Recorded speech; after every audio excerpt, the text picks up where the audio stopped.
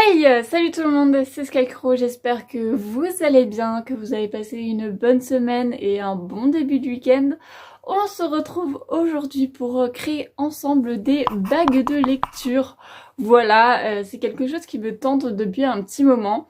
Faut savoir que je suis le genre de personne qui lit absolument jamais, voilà. Mais en tout cas dans mon entourage proche, j'ai beaucoup de petits lecteurs. Donc je me suis dit que pour vous, si vous êtes lecteur, ça peut peut-être vous intéresser d'avoir une petite bague de lecture faite vous-même. Donc voilà, c'est ce qu'on va créer aujourd'hui. Donc on est parti sans plus tarder, let's go! On se retrouve donc pour le matériel. Et donc on va commencer avec notre argile autodurcissante de chez Action. Ensuite, de la peinture évidemment pour embellir tout ça. Du papier à poncer. Et pour finir, du vernis Fimo. Pour cette création, je vous conseille de réaliser des croquis. Tout simplement, ça vous permet de réaliser la forme que vous voulez avant et également d'avoir une sorte de repère. Donc voilà, moi j'ai réalisé 4 formes au total, toutes différentes. Il y en a certaines qui sont dans mon style, d'autres qui sont voilà, un petit peu plus classiques, je dirais. Mais en tout cas, ça me tenait à cœur de faire plusieurs formes et de pouvoir choisir aussi celle que je voulais. Évidemment, une fois que j'ai terminé de tout dessiner et de faire mes petits trous pour placer mes doigts, je viens tout découper. Voilà, je fais mes petits trous au centre aussi.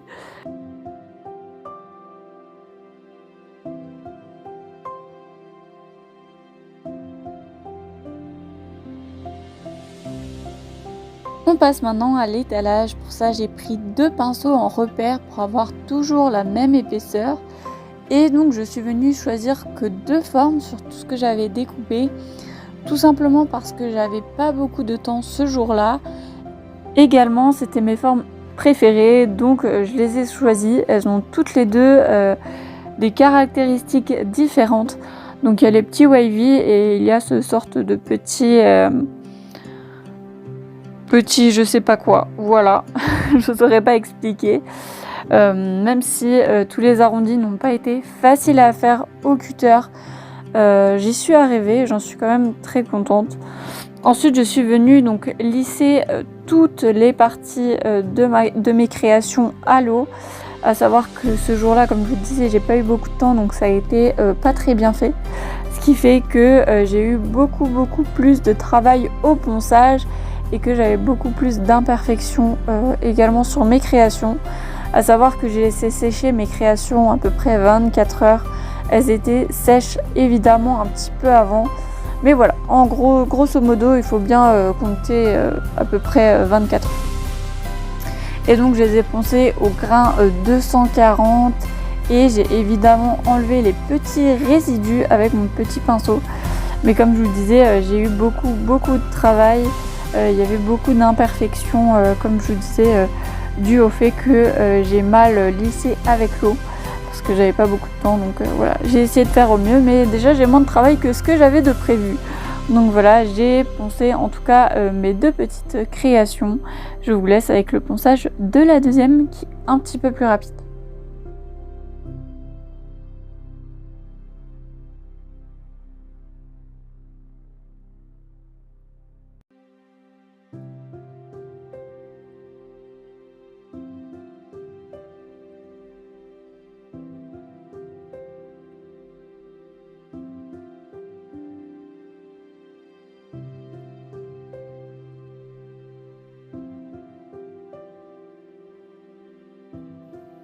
J'ai ensuite hors caméra dessiné sur ma création wavy un sorte de damier. Alors c'était hyper important pour moi de dessiner avant, tout simplement pour être sûr que j'ai le bon nombre de cases et que tout se corresponde.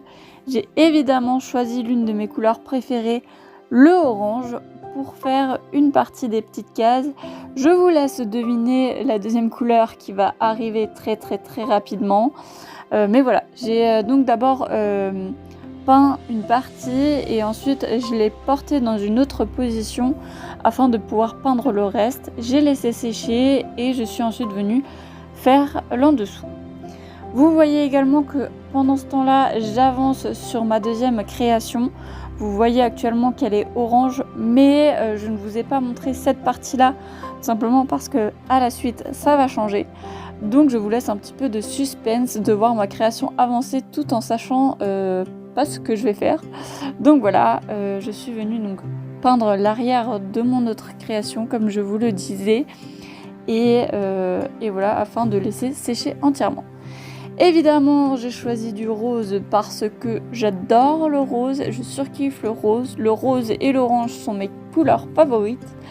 Et voilà, quoi de mieux pour compléter ce damier.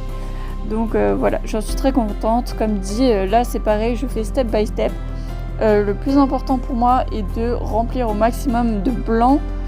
Et voilà, quitte à presque que je finisse des petites finitions au orange, le plus important pour moi était de remplir le blanc et de pouvoir réaliser des petits angles parce que avant c'était un petit peu arrondi. Donc voilà, on passe tout de suite à la deuxième création. Pour cette deuxième création, ça a été une création que j'ai vraiment imaginée dans ma tête. Je me suis inspirée d'un Disney. Je vous laisse deviner pendant que j'avance quel Disney ça pourrait être. Vous verrez à peu près à la milieu de vidéo, je vous donnerai la réponse.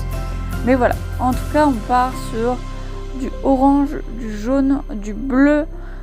C'est des couleurs qui représentent un peu l'univers, je dirais, de ce Disney. Je voulais faire donc un dégradé de bleu pour faire un ciel. Sauf que du coup j'ai ajouté un peu de rose qui me restait et c'était pas très fameux, donc je suis venue faire un beau dégradé de bleu. C'est un truc que j'adore faire, des dégradés, je surkiffe faire ça. Donc voilà, sur cette partie là je suis venue donc faire ce petit dégradé de bleu et voilà. Évidemment, pendant que je vais laisser sécher cette création, je vais venir terminer ma deuxième création qui était en séchage.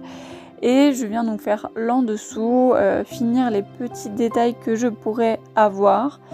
Et voilà, faut savoir que sur, on va dire, les côtés à peu près de ma création, j'ai pas séparé ça. En fait, de chaque côté, c'est pareil. Vous voyez maintenant que je suis passée à du orange jaune. J'ai fait plusieurs essais, je me suis plusieurs fois loupée. Mais cette fois-ci, c'était la bonne. Et donc je vous laisse deviner avec ce que je suis en train de faire, de quel Disney j'ai pu m'inspirer pour cette bague de lecture. J'espère que vous avez la réponse, et si vous avez la réponse à cette partie de vidéo, n'hésitez pas à l'écrire en commentaire. Donc voilà, je vous laisse regarder, vous aurez peut-être un peu plus d'éléments lorsque j'aurai fait le deuxième élément. On va dire qu'il est plus petit, donc on arrive mieux à comprendre ce que c'est. Et voilà, c'est en tout cas quelque chose que j'ai eu du mal à faire. J'ai essayé plusieurs fois de plusieurs couleurs. Finalement, c'est ça qui est ressorti le mieux. Donc voilà. J'espère que vous voyez vraiment ce que c'est. Et en tout cas, je me suis donné du mal pour y arriver. Donc voilà. Évidemment, après, on va laisser sécher et on va s'attaquer donc à notre deuxième création. Et on va mettre du vernis dessus, évidemment pour la protéger. N'hésitez pas à mettre plusieurs couches. Voilà. Et on repasse donc à notre première création. Et là, je vous donne d'autant plus des éléments, hormis ces deux points jaunes. Mais je vous donne un peu plus d'éléments sur le Disney dont je me suis inspirée. J'espère que cette fois-ci, vous l'avez vraiment. Et je vais vous donner la réponse dans quelques instants. Voilà, le résultat arrive bientôt et donc nous sommes partis pour finalement repeindre l'autre côté que j'avais fait parce que mon soleil était trop grand et que je voulais finalement que tout se ressemble, que tout soit uni. Donc si jamais vous n'avez toujours pas découvert quel Disney c'était, c'est tout simplement Réponse. De l'autre côté, vous avez donc les petites lanternes qui s'envolent.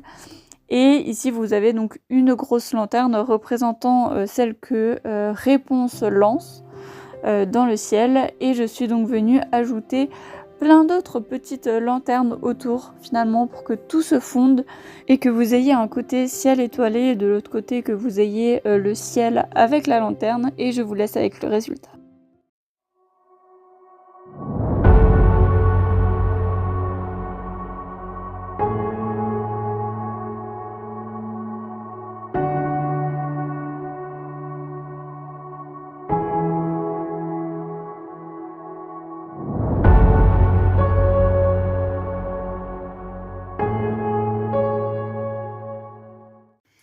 Et voilà les petits potes à la compote, c'est déjà la fin de cette vidéo YouTube. Mes deux créations n'ont pas été de tout repos à faire, je vous l'avoue, surtout celle sur le thème de réponse. Ça m'a demandé énormément de concentration. Donc voilà, petite précision, si jamais vous reproduisez cette création à la maison, mettez pas mal de vernis, par la suite plusieurs couches.